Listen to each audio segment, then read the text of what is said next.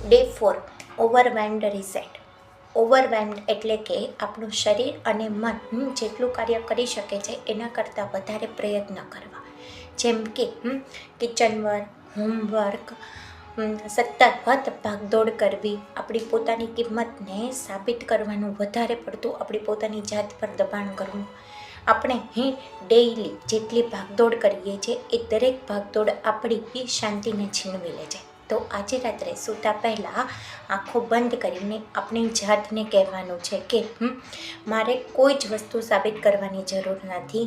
હું ફક્ત ને ફક્ત મારા પોતાના આત્માની શાંતિ તરફ પાછી ફરી રહી છું. અને આ વસ્તુને આપણે રિપીટ 3 ટાઈમ કરીશું.